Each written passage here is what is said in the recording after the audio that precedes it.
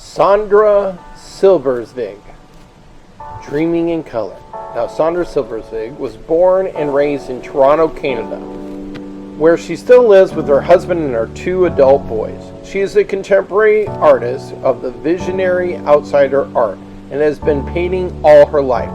She was educated at university and was but self-taught in painting, and she's explored many different aspects of the fine arts. She is involved in teaching art and writing about it, selling her art online in galleries locally and internationally. Dreaming in Color. Her artistic style reflects her lifelong struggle with various forms of synesthesia, a condition which can be very debilitating at times due to its involuntary sensory overload. It is a neurological phenomenon, and we're going to learn more about it later. However, this condition did give her a unique vision of creativity, and it also gives the viewer a view into how she sees things through color and light and sounds. So she has a very unique approach as an artist. And every person who has synesthesia sees things differently, so everyone is still very unique. A brief art history with Sandra Silberzweig. Well, look at this beautiful artwork right here. It is so colorful. I just love it. Do you guys love it? I love it. I love it so much. Oh, I just love the eyes and the colors and the shapes and the patterns. There's just so much to look at. Wow, look at all this stuff, guys. You see it? Do you see it? I love it. Oh my goodness, I just can't stop talking a million miles per hour. Oh my goodness. Look at all these eyes. Look at the neat forms and shapes that it makes. It's just so interesting. You know, she has a very unique perspective on things. Let's learn more about synesthesia. I think that would help a lot. Imagine a world in which you see numbers and letters as colored, even though they're printed in black, in which music or voices trigger a swirl of moving colored shapes, in which words and names fill your mouth with unusual flavors. Jail tastes like cold, hard bacon, while Derek tastes like earwax. Ew. Welcome to synesthesia, the neurological phenomenon that couples two or more senses in 4% of the population. A synesthete might not only hear my voice, but also see it, taste it, or feel it as a physical touch. Sharing the same root with anesthesia, meaning no sensation, synesthesia means joined sensation. Having one type, such as colored hearing, gives you a 50% chance of having a second, third, or fourth type. 1 in 90 among us experience graphemes, the written elements of language like letters, numerals, and punctuation marks, as saturated with color. Some even have gender or personality. For R.E.A.L, 3 is athletic and sporty. 9 is a vain, elitist girl. By contrast, the sound units of language, or phonemes, trigger synesthetic tastes. For James, college tastes like sausage, as does message and similar words with the "ige" ending. Synesthesia is a trait, like having blue eyes, rather than a disorder, because there's nothing wrong. In fact, all the extra hooks endow synesthetes with superior memories. For example, a girl runs into someone she met long ago. Let's see, she had a green name. Deezer Green, Deborah, Darby, Dorothy, Denise. Yes, her name is Denise. Once established in childhood, pairings remain fixed for life. Synesthetes inherit a biological propensity for hyperconnecting brain neurons, but then must be exposed to cultural artifacts such as calendars, food names, and alphabets. The amazing thing is that a single nucleotide change in the sequence of one's DNA alters perception. In this way, synesthesia provides a path to understanding subjective differences, how two people can see the same thing differently. Take Sean, who prefers blue-tasting foods such as milk, oranges, and spinach. The gene heightens normally occurring connections between the taste area in his frontal lobe and the color area further back. But suppose in someone else that the gene acted in non-sensory areas. You'd then have the ability to link seemingly unrelated things, which is the definition of metaphor, seeing the similar in the dissimilar. Not surprisingly, synesthesia is more common in artists who excel at making metaphors, like novelist Vladimir Nabokov, painter David Hockney, and composers Billy Joel and Lady Gaga. But why do the rest of us non-synesthetes understand metaphors like sharp cheese or sweet person?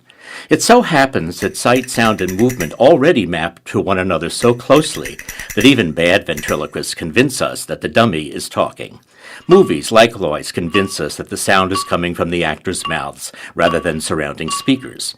So, inwardly, we're all synesthetes, outwardly unaware of the perceptual couplings happening all the time. Crosstalk in the brain is the rule, not the exception. And that sounds like a sweet deal to me.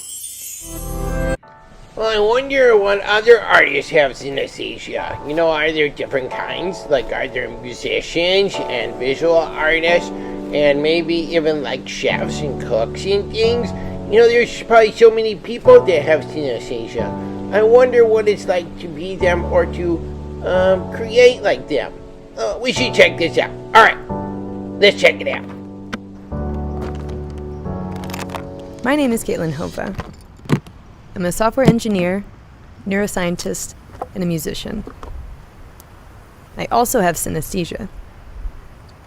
Synesthesia is a blending of the senses. 1 in 23 people have a form of it. For me, when I hear specific musical notes, I see specific colors. And these colors are much brighter at night.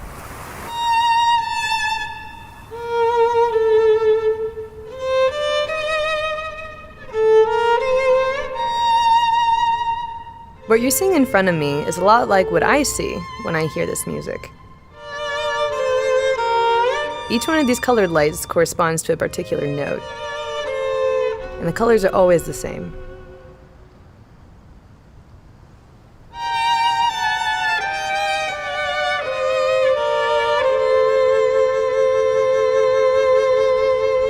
I've seen these colors my whole life, but I didn't know that was unusual until I was 21 years old. It was the final music theory course for my music major. And at the end of the class, my professor mentioned that some people can physically see sounds as colors. And to me, I thought, duh. And everyone in the classroom turned to look at me. We did tests where they played notes on the piano, and I told them what color it was. And at that point, I knew I had synesthesia.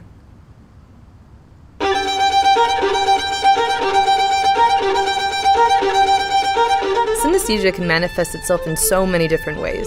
It can blend together vision, taste, smell, sound. It can be almost anything. But for me, it's always been about the colors in the music.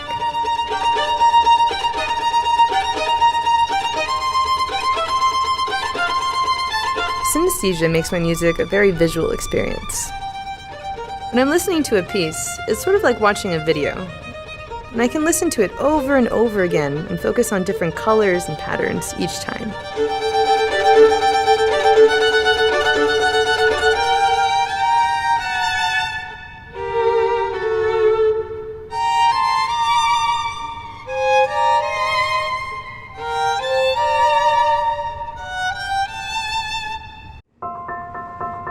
I started painting music just because I would try to explain synesthesia so many times. It never quite made as much sense to describe it verbally. So I thought it would be best just to put it on canvas just because I've always been an artist, and it made it much easier for people to be able to understand it. My name is Melissa McCracken, and I am a synesthetic artist.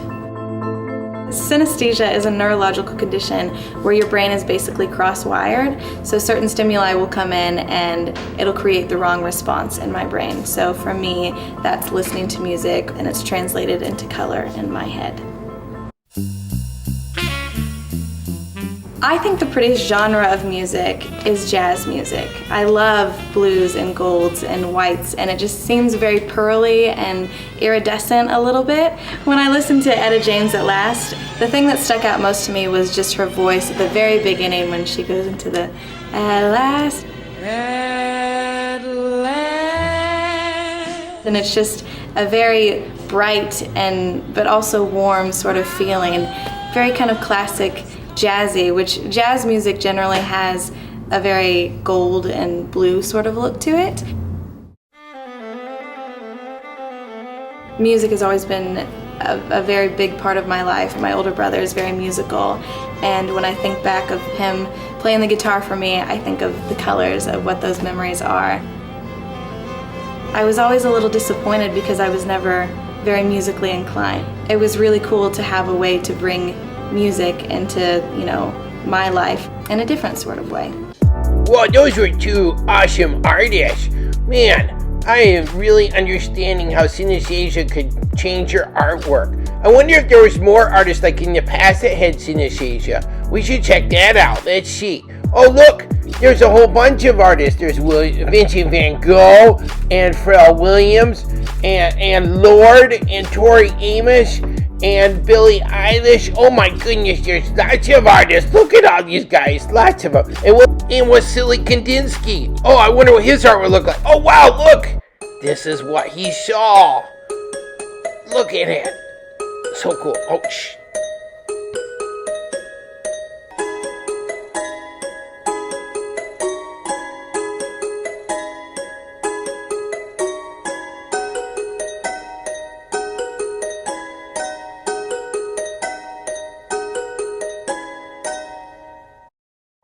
Alright students, here's our Sandra Silberzweig art project.